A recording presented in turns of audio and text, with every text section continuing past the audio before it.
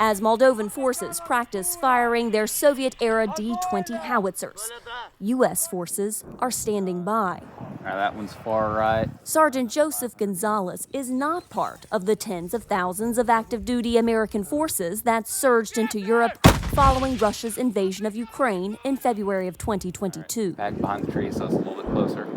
So we're here to help with the modernization of their processes to get out of the kind of Cold War era. You ready? Yeah.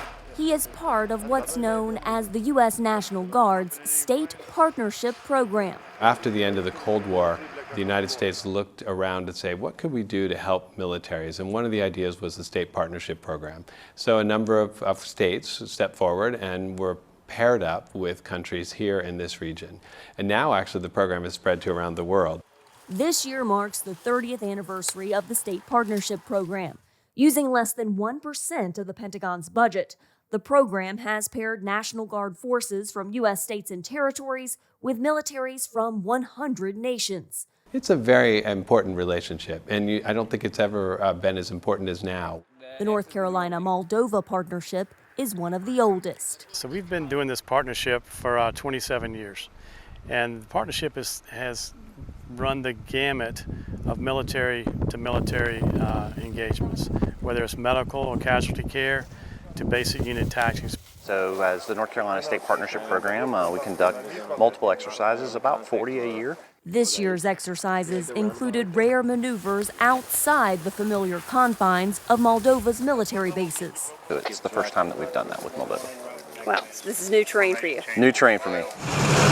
As military convoys drove by, curious Moldovans pulled out their phones.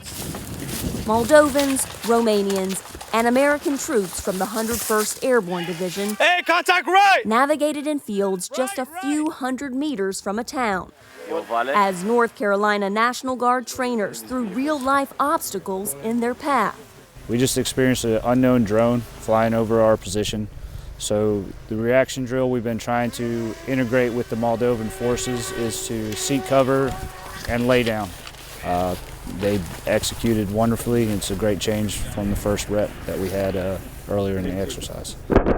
Training at night. That's how it's supposed to be. And day. Go. Let's go. Let's go. Culminated in a multinational live-fire drill to retake territory from an enemy.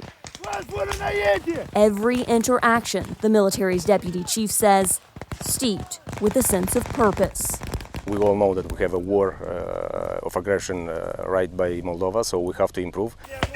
A goal now with an increased sense of urgency as the Russia-Ukraine war rages on.